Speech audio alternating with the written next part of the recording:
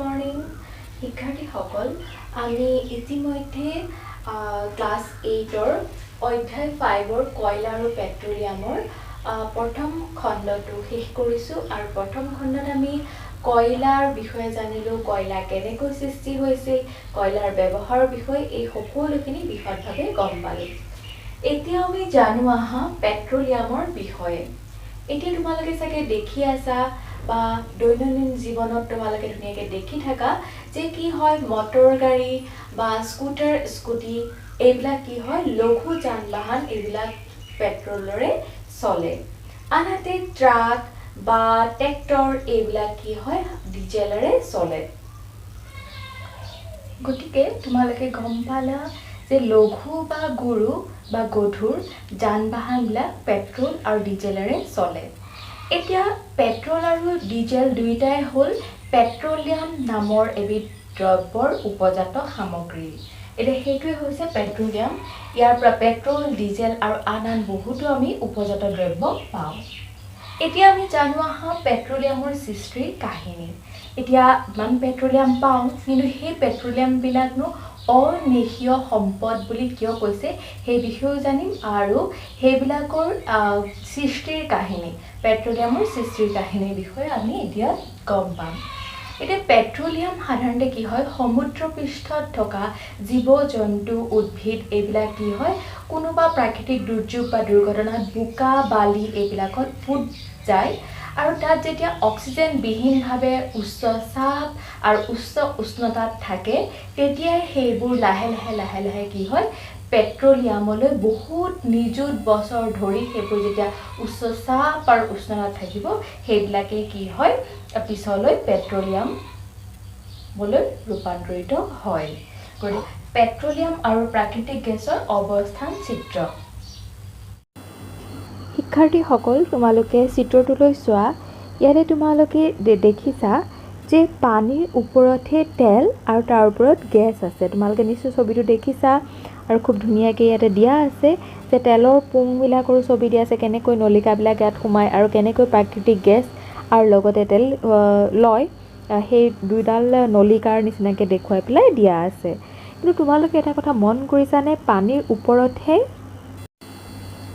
petroleum তেল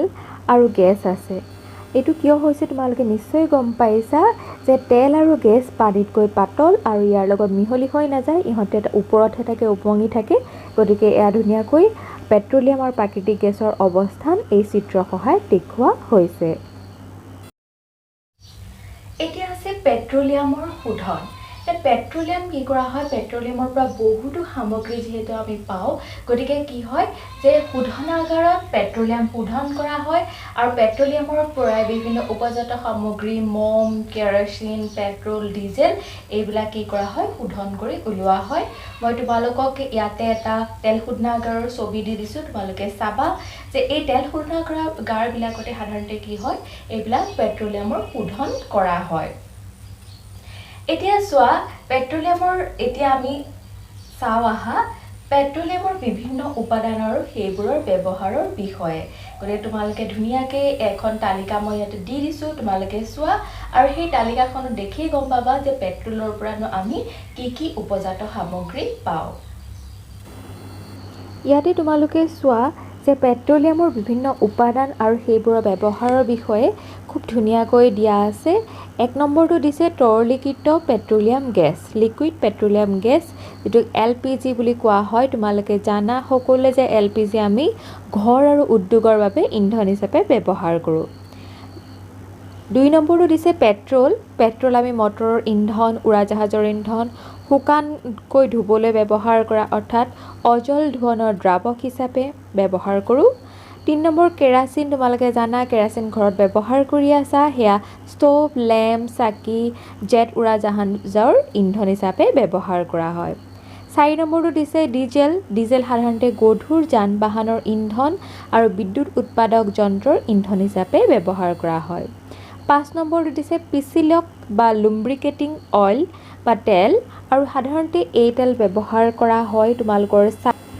cycle গাড়ী motor আদিত চাবাচোন য'ত ঘূৰিবলৈ কাৰণে ধোঁৰাটো থাকে বা ঘূৰণীয়া যিটো চাৰ্কেল হৈ থাকে সেইটোত কি নহয় মামৰ বা তেনেকুৱা খহটা নহ'বলৈ বা সহজতে চলাবৰ কাৰণে কি হয় এটা পিছলিকাৰক বা লুব্ৰিকেটিং অইল দিয়া হয় চাবা তোমালোকে দিয়ে কোনোবা ঘৰত এনেকৈ অইলটো দিলে তেলটো দি দিলে কি হয় আমাৰ চাইকেলখন বা বেলেগ যন্ত্ৰ চলাবলৈ সহজ হয় আৰু সাধাৰণতে পিছলক তেল পিছল কৰিবৰ বাবে ব্যৱহাৰ কৰা হয় আৰু 6 নম্বৰ দিছে পেৰাফিন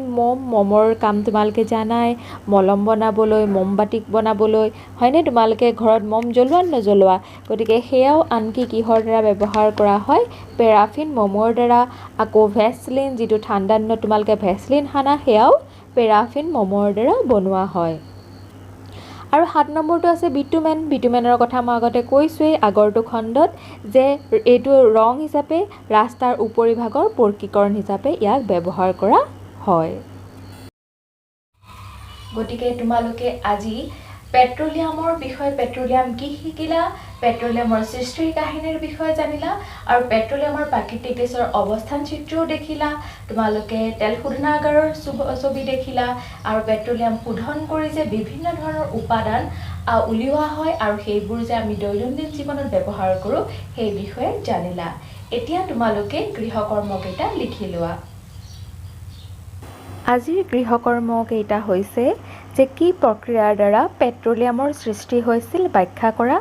2 নম্বৰ CNG আৰু LPGক ইন্ধন হিচাপে ব্যৱহাৰ কৰাৰ সুবিধাসমূহ কি যদি ভিডিঅ'টো ভাল লাগিল তেন্তে প্লিজ লাইক শ্বেয়াৰ আৰু ছাবস্ক্ৰাইব কৰিব নাপাহৰিবা ছাবস্ক্ৰাইব কৰিবলৈ মই ইয়াতে ৰঙা চিনৰ ধুনীয়াকৈ দেখাই দিছোঁ গতিকে আজিলৈ আহিছোঁ ধন্যবাদ